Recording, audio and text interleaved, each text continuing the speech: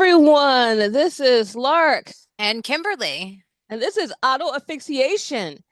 And wow, so we had the third No Kings Day demonstration, protest, whatever you want to call it.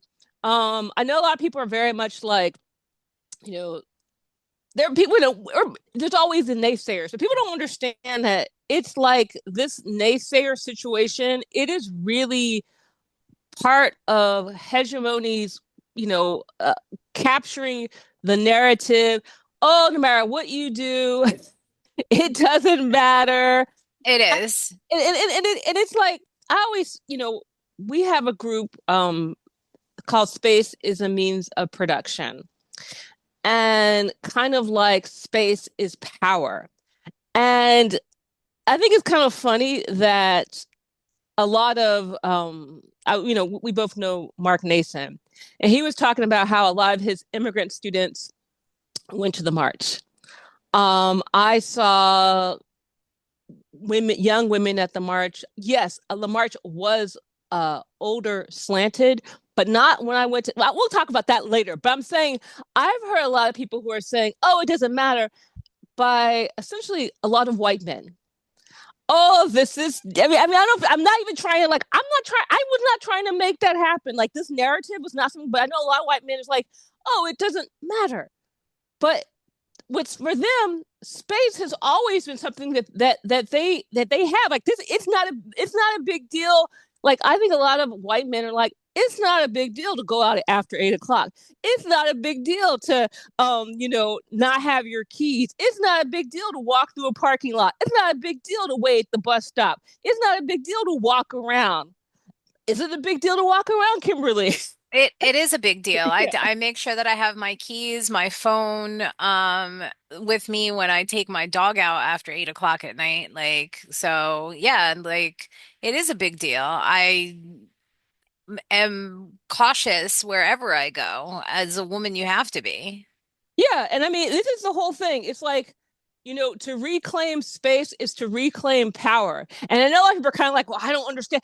To reclaim space is to reclaim its power because they try to exclude you. And I think it was really interesting because um I went to three No Kings marches, and I went specifically as an investigator.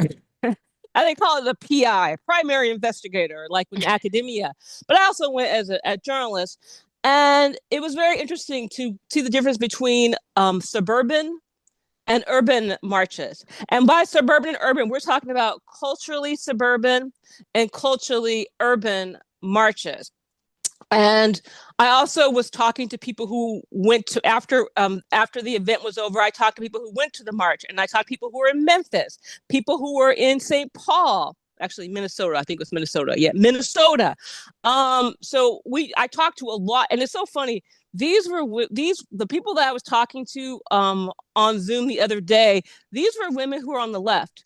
These were women who were actually socialists, and they were able to go to the march. That's what I was thinking is kind of interesting. They were able to go, and they were able to go to the march and see the power of the march. But what I want to say is there were a lot of different things going on.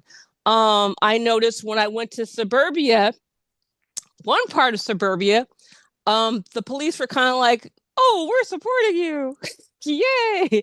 Um, when I went to Montclair, it was 1,000 people, but it was in a park where you couldn't see them. It was in Oh, Brickdale Park, so you couldn't see. So the police were supportive, but it was like you couldn't park in which is a big deal in suburbia. You couldn't park, so you had to walk to the event. So essentially, there was no way to get into the event unless you lived there and walked through the neighborhood. that's Um, crazy. and so it was very interesting because it was kind of like, oh, I'm not bashing this. I'm just saying it felt very exclusionary. Like, how's a protest exclusionary? Which I just thought was kind of weird. It just felt that way. Well, when you have it in a park and nobody can see it, like the whole point of a protest is to disrupt things. Yeah. And if you're sequestering a protest to a park, it's not disrupting anything. You're just having a nice day at the park. Then I went to Newark. I have to say, in Newark, that was the only place I was like, is something going to happen? Not because of the people. It was out. It was right by, okay, it was right by a whole bunch of buses, right by a whole bunch of trains. Um, we had, they had everybody speaking there. They had the PSL was there. I was like, PSL was here. They were speaking, and if you're on the left, you know that's just wild. That's pretty wild to have PSL at the No Kings March. They had Food and Water Watch. They had I'm not going to say Code Pink, but it was a Code Pink feeling group there. They had some pretty radical people. They even called the cops pigs. They're like, usually you're pigs. You're still pigs, but you're being pretty cool today. Um, Interesting. But it was young people there. It was somebody from the New Jersey Institute of these group of people are kind of like they put out a report saying New Jersey was worse than the South in regards to arresting people, young men. I mean, this is not, but I mean, this is so the Newark one, lots of young people, lots of a wide range of true Big Tent, true Big Tent. I know that Ross was there earlier. We missed that part. A guy who was from Cuba was like, because somebody was talking about Cuba and how they were doing Cuba so wrong, and the guy was like, "Screw Castro," but Castro's not.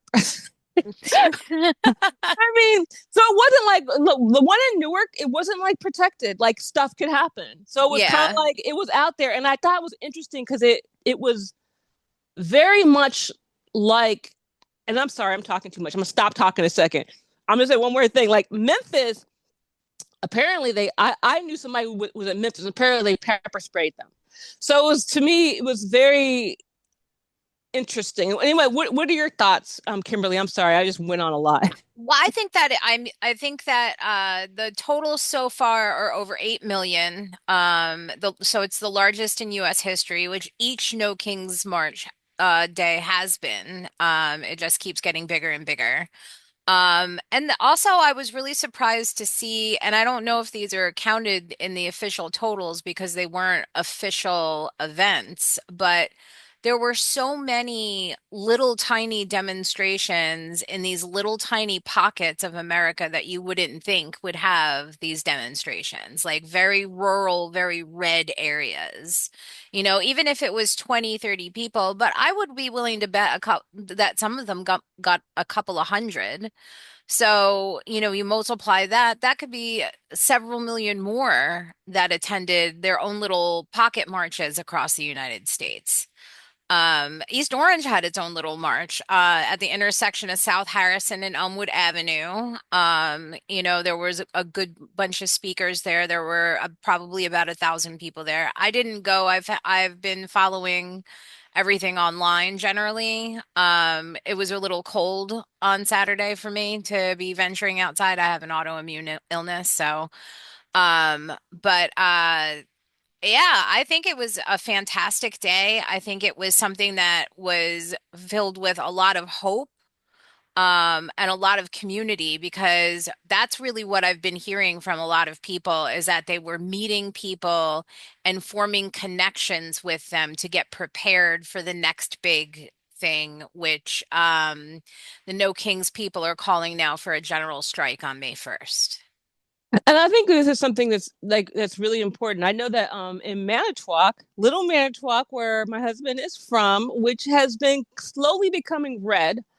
They were trying to like just because it's kind of a battle. I have to say it's purplish.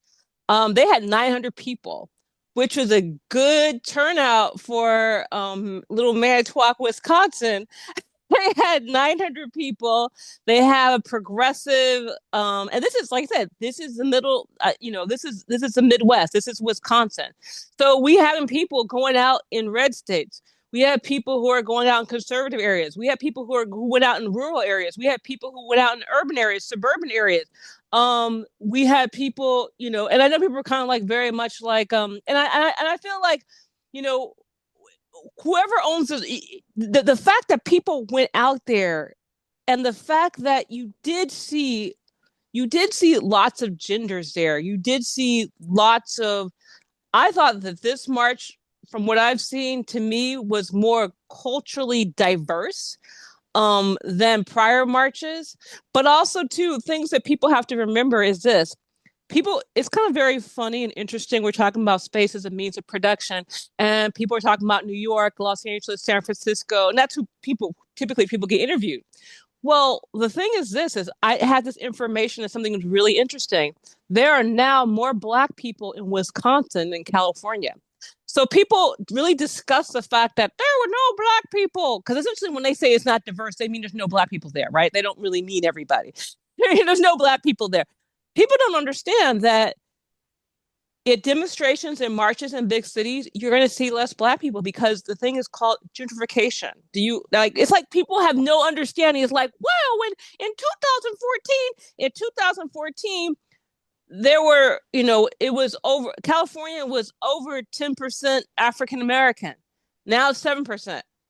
I mean, people are slow. The fastest group of people being pushed out of New York are African Americans. Yeah, So these are expensive places to live. yeah, some place to live. So you have number one, you have the essentially the high unemployment rate, essentially the underemployment rate for black people who went to college. You have the thing where Trump essentially went through and just got rid of all the black women. 300,000, 500,000 jobs gone, and then people are like, well, see, it's not diverse. You know what?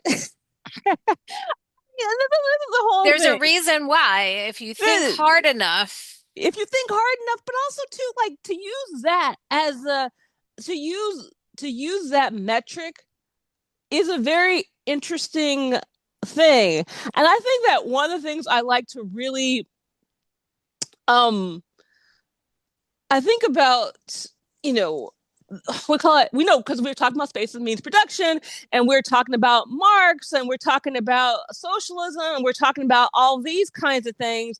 And it's kind of like, I like what you're talking about, the fact that, there were over 3,000 marches. It was bigger. It's the biggest march or biggest demonstration like in US history. Like you said, growing bigger each time. And I think also this is, that's a material thing. That's a material thing. And they coalesced around authoritarian governance, executive power, this militarization of immigration, enforcement, ICE raids, rising costs. These are all material things. So people kind of go like, oh, this is just symbolic, blah, blah, blah. It was not. It No, was it wasn't not. symbolic. It was not. It was not the way they're saying it is. And I People think have a about true list of grievances. exactly. And that's what they talk about. Like, when like, well, you don't understand material dialectics. But from the base to the superstructure, material dialectics begins with material conditions. So it's not like the march didn't like emerge from some weird, oh, he's acting weird. It was, rising prices for housing, for food, for healthcare, people getting their healthcare cut, the disruption of the labor market, tariff shocks. I mean, why The war in Iran, the the way that war? ICE is acting, like there's a clear list of grievances that the United States citizens have against this administration. And the thing is so funny. It's like, oh, these are just silly, haha demonstrations. So why are each one getting bigger? Yeah. The state, state resources going towards militarization, all these things, and then, from a dialectical perspective, this represents a crisis of reproduction. The system struggles to reproduce labor while power intensifies extraction and coercion. And why this matters materially, because the reason I'm bringing this up is because people have been fighting with us online. Not people, some we've been having discussions. I think a person actually got upset with me behind this because I posted my picture, and then all of a sudden they were yelling at people. Um, and the slogan "No Kings" is important. because it's not like just clever. It also condenses a material critique, a personification of structural power. In dialectical terms, authoritarian figures act as a personification of class power. So the march for rejection of kings is not like about a monarchy, but about the executive power, about Trump, about the suspension of law to stabilize. It's just all of these things. Coercion. It's just coercion replacing consent. Like, and then like legitimacy like erodes. This is just like all these things that they're saying. Oh, you can't look at this through a left lens. You can't look at successful. It's just like If you're not looking, if you say you can't look at things through a left lens and you're not using dialectical materialism, yeah, like you're not exactly. applying the science to anything. Like you should be applying if you're a leftist and you believe in the theory of Marx, you should be applying dialectical materialism to everything and Yeah, looking at it yeah. through it that lens. So if you're not and you just are shutting it down, like really, come on. Yeah, yeah. I mean, and I think that this kind of collective, this is almost like a collective pain, and we're like, wow, we got 8 million people to like turn that pain to collective political antagonism. The fact that they're trying to say it doesn't matter, the fact I'm on pod, I'm on all, you are too. We're on these like right wing groups because we got to watch our enemies and Yep. we got to see what they're doing. And essentially it's like it's actually turning into a change, like a change that we can see. It's changing into quantitative change that can produce qualitative transformation. Like to me, what you said about the numbers growing and also how it's participating in every area. I mean, it also kind of like when you're participating in this demonstration, you're like, what else can I do? Like, what Yes. else can I do? And people are just kind of like, well, they should just, people don't understand that for a lot of people, just leaving the house, just Just leaving the house is a big deal. And for a lot of people, especially post-COVID, just leaving the house and going into a big crowd of people is a big deal. And there are a lot of people in the United States right now that are asking, what can I do? And their first step is sometimes walking out the door and going to a No Kings March. And that should be fostered rather than poo-pooed away because then you lose those people. And a lot of time when you lose those people, they swing right. exactly. And I think that this is a great opportunity. I mean, and the thing is that I think is that wow, like, but you know what it is? And this is something I think we need to always keep in mind with disaster not I call it capitalism, that's not right. Disaster patriarchy. They don't want this to be successful. And like an abusive husband, when you're trying, like, say you're married to somebody, you're trying to go to school, you're never going to graduate. You're stupid. You're dumb. And this is what these white men who, and This is what they want you to think. even all these men. I mean, I think about, I had an interaction and I feel like this is an interaction I've had so many times repeatedly. When I want to do something politically and someone doesn't agree with me and they're a man, they can't just say, I disagree with you. First, they have to start shouting at me. Then they have to start insulting me. Then they have to start like low key threatening me. That person was really condescending. Yeah. So, I mean, but this is all, this is, so I think we have this thing. I think a lot of times we're in this narrative and we're having this conversation about the fact that, oh, they're poo-pooing it because they don't think we're doing anything. I think that's not right. I think they know we're doing something. We are being successful at it. And I think that that is what is making them more upset. Unfortunately, even on some parts of the left, I think they're worried. We think it's because, oh, we need to do more. I think the thing is that we are doing that thing that they don't want us to do because they are disaster patriarchy. They don't want this to get fixed. They want it to get worse. They want their whole idea is they want a revolution because they think that what will happen, which it won't, that if the if Trump wins again, but he does try to do part three or whoever, then that will really get people revved up. How are people revved up now? They're snatching. You know what I mean? Like, are people like revved up to do what exactly? Like revved up to do Exactly. what? We're doing what we can in a way that is effective for the moment. You can't just jump from kind of like this. You can't just go from hanging out in your bedroom eating bonbons to running a marathon. No, you have to train for it. You have to You, prepare for things. and that's what this is the thing. I when I went to Newark, they were talking about the May 1st general General strike, strike. and we were talking about this. And we do need a general strike. We do need that. Um, I hope we also have right now we start raising money for the general strike, raising food for the general strike. I think and this is I'm I guess in some ways I've seen so much. We need to figure out ways for people who don't have jobs to participate in the in the general strike. Yes. And I think that's really important for people to feel like they're part of something. And I think that one of the things that's so great about the No Kings march was that they had the online component. They have these discussion groups. They have those things that you can be part of, and really, and also too, I feel like one of the great things about No Kings is a lot of people are getting educated on how the U.S. government works, A lot how of people power are. a lot of people like, oh, the House is really important. Kind of like, oh, but the Senate did this, but the House, yeah, the House has a lot of power.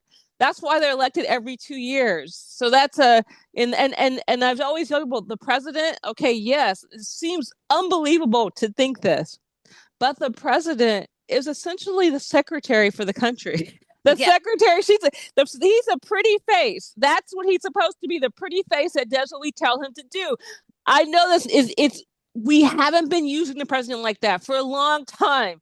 But we need to start understanding what his or her role is as a leader. It is more like a coordinator who essentially does what we tell them to do. Yes. And it's kind of like praying through Mary.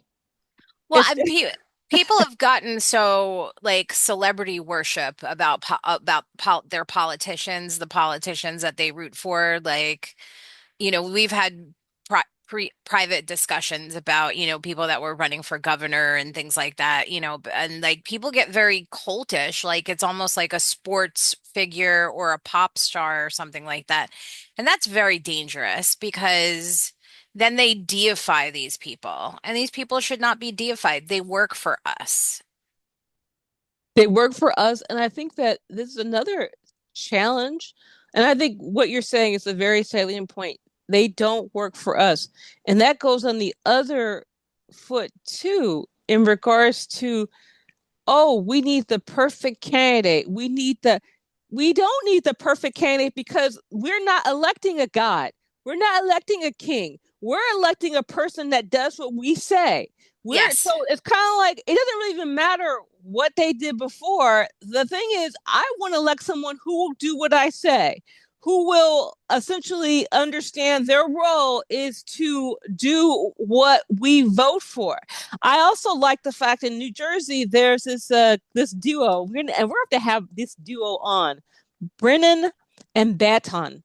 They are in Hoboken. They're the assembly people, and essentially, if you look at how bills go in whether it be in the assembly, whether it be in the feds, first you introduce a bill, then it goes to committee, then it does this. So you know what that means? That everybody who's our representative, who's on committees, they can bring those bills to us before they get to a vote. It's like you feel like, oh man, I don't have enough time to vote for this. Like they're going for a vote like in 2 days. What the fuck? I can't, I can't do anything. But what if, because a lot of these things take like months or even years. They could bring these issues. Hey, I'm on this committee. This bill is in this committee. Can you? And they said they do that. They actually take it. Remember, we talk about participatory budgeting. They kind of do participatory budget bill making, and that way it's kind of That's like great. you when you have this bill, and by the time it gets 6 months, everybody already knew about it because it's like this. If this is your bill, and these are your constituents, you're like, do you want me to vote yes or no on this bill? And they could be like yes or no. And so there's no like, well, I didn't know you did this. Yes, you did.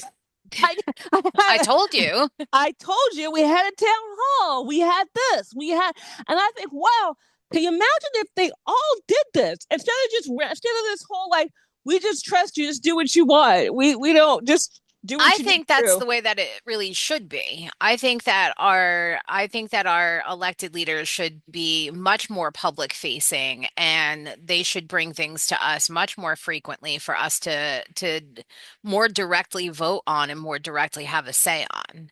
I think there would be a lot less discontent, especially in New Jersey, if people actually had a say in what their congressperson is going to do and what bills they're going to pass, what laws they're going to make. Yeah, and I think that was the one thing that no, I'm saying this. That was one of many things that have been good about these No King marches is that it is getting people kind of going, how do bills work? How does this work? How does the Senate work? Who has power? Who can help me? If whether it be, like, oh, if someone is breaking the law, who do I go to? If I'm being removed from my house, who do I go to? How do I help people? What is an effective way to help people? I think when you look at Minnesota, you see like, okay, how do you unarrest someone and not get yourself arrested? how do you, how do you not get, you, of course, nothing is foolproof. Anything can happen at any time.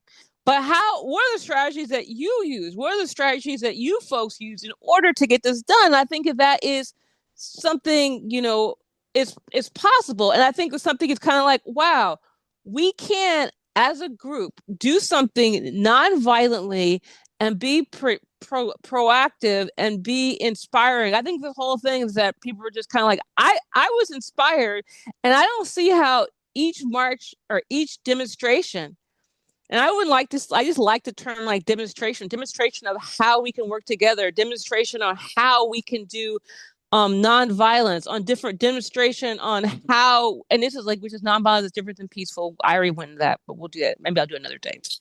But how we can actually be successful in a big tent, pluralistic, kind of a situation, because no, we're not going to all agree on every single issue, but also we have to keep our we have to keep the people who can't fight, as whose hands are tied. We'll say it, you can fight but their hands are tied, whether they be disabled, whether they be younger children, whether they be um people who don't have as much money, people who are homeless, people who don't have a security. We have to figure out how, and I forgot my whole point now. I'm like that woman like, what? And then I don't know what I said. But we, in some ways, yeah, when we go out there, how do we work and how do we help those people? I think we have to think about that, because some people are kind of like, well, if they have to die, they die. And like, no, That's because just not acceptable. no, And yeah, go ahead. for like for those that want a bloody revolution to happen like tomorrow, like the community building isn't done yet. So even if it gets to that point, like we can try to avoid it at all costs, but if it's going to get to that point, it's going to get to that point. These marches and the community that's being developed during the marches, after the marches, during all of these committee meetings and things like that, like people are really making connections. People are really, for lack of a better term, waking up to what's going on in our country and they're getting angry about it. All of these things need to take place even if the eventual goal is still going to be a bloody revolution. But these guys, they want to skip all that, and you can't. Well, yeah, it's just like having a person going, I want to have a dinner, and then you invite people over and you didn't bring any plates or forks or nothing. And then people are like, well, I didn't even eat before I got here. I'm hungry. Like, what are we gonna do? And then Yeah. you're like, oh, my bathroom doesn't work either. What? Your bathroom doesn't work? What are we supposed so you don't have anything to eat, your bathroom doesn't work. It's cold in here. Like, what is going on? I mean, exactly. This is the whole thing. Okay, say your end goal was a revolution. Fine.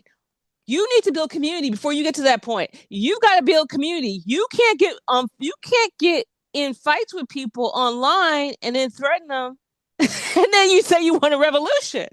Because how does that work? How does that work if you can't even get along with people that they're not even have nothing to do with your paycheck?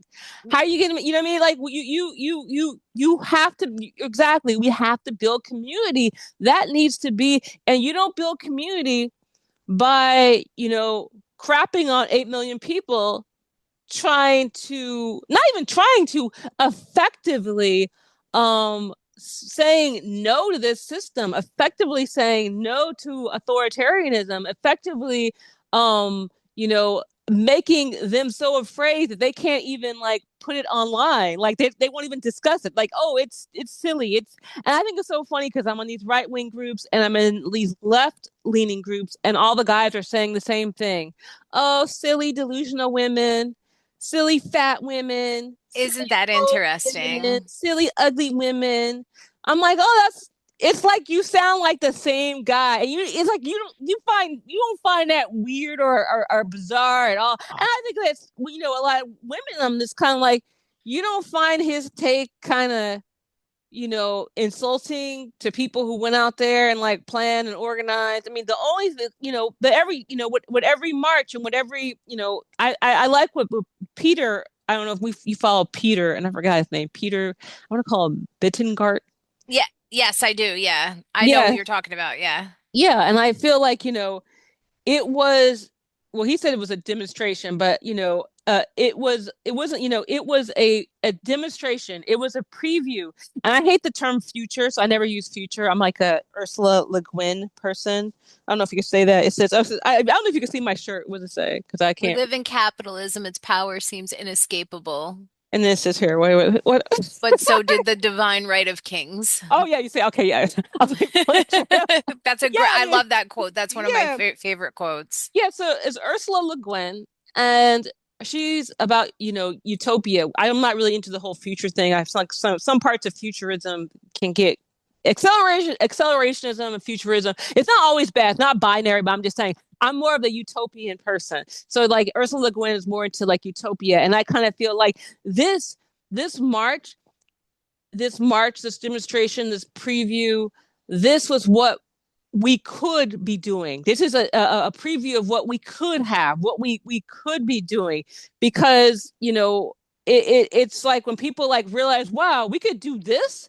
Well, let's do something else. Let's do participatory budgeting. Let's do participatory voting. Let's do a thing where we talk and we do a education, like a book group every single week. Let's do, I mean, these are all things that we, you learn. So think about all these things that we're learning through these no king marches. And I really hope that people um continue once this is over, once this nightmare is over. And Because it will end. it will end. I have faith that it will end. It will end. We continue, and we remember how important it is for us to always stay engaged, and for us to never let it get to this point again, to never let this happen again. We can't become complacent again. Like we can't. And I remember the time, the day that I made a mistake, and I realized that I had made a horrible mistake. Not saying I have this much power, but in a way, I think I kind of do. I remember just thinking, like, back when I was a hardcore anarchist, I was very much like, this world is going to just go away, and then we're going to be free. So I can't participate in it because that way I am essentially agreeing with the system by participating in the system. But now I see, I thought I would just go from, what was happening that I didn't like to a little short revolution to utopia. I see it's not going to happen like that. I see it'll be like, I was like, oh, I messed up. And that's the thing too. Sometimes if you have a belief and you have an idea and you have a system or you have a Weltanschauung, you might have to change it. You might go, oops, that was wrong. I That's eat part of sheep. being human. That's part of being an adult. Yes, that's the whole point of being an adult and being a human being is learning new things, changing your point of view when you receive new information. Like, imagine if scientists didn't, like that make like pharmaceuticals. Imagine if they didn't change their minds with new information, or surgeons. Like they were like, no, it's fine. We still want to give lobotomies. Like, we don't believe your junk quack science. Like your worldview should change when you receive new information. That's the way that life is supposed to go. And I think this is so important. Why can't people change their mind? It seems bizarre. It's like once people get into something, they're like, I got to double down on this. I got to double down on this. And even though I know it's wrong, even though I know it's not a real thing, I still, Santa Claus is real because that's what they told me. And I'm never going to let that go. I mean, and I'm going to apologize to all the 5-year-olds in our audience for making for make I kind of made like a we call it we call it adultism. That's what they call it when you kind of like you're not taking children seriously. Because actually, I know quite a few children that can kind of go, oh, when it's hot, I shouldn't get on the slide, even though I like the slide because it's hot, so I shouldn't get on it.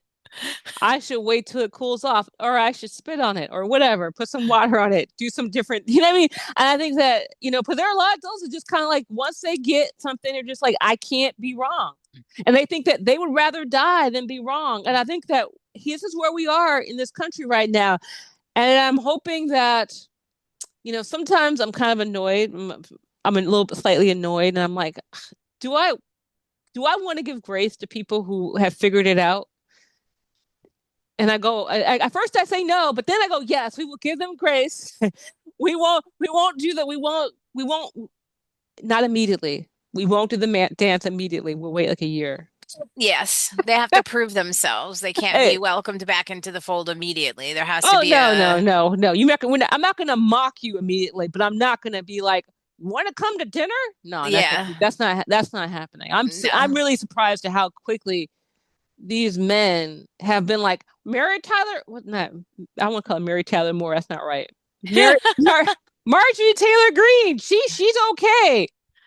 Uh, So quick, lightning She's speed. she's still a virulent racist and anti-Semite. It doesn't matter if she like just is right about a couple of things. Like, two truths can exist at the same time. She can still be a virulent racist and be wrong, and be right about Trump for once, and turning her back on MAGA. Like, those two truths can exist at once. We don't need to Exactly. welcome her with open arms.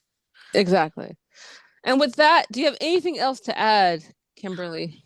Keep going to these marches. Keep an eye out for what's going on for the general strike May 1st. Get yourself ready. I think they're talking about just a 1-day strike to begin with, but we should all be preparing for an extended general strike. So that That's means true. You're right. You're right, Kimberly. It's only one day. Why am I tripping, man?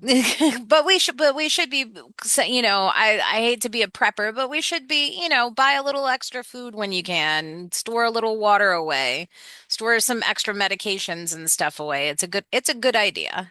And remember that cat food, they tested on humans, so that means that it tastes good for you. Oh, delicious. I'm just saying, if you got cats or whatever, you make sure it's a cat food that you like, so you can share. Things go bad either way. Um, it's true. It's true though. It's not you could, I put used to eat cat food with my cat when I was little. Well, and that's why, because it was tested on you. It was tested on humans You're because, you're welcome, cats. yeah, thank you for, it's like, yummy, yummy. All right, with that helpful tip, we will say good night. All Thank, right. Or thank, good morning, wherever you're listening to this. thank you for listening.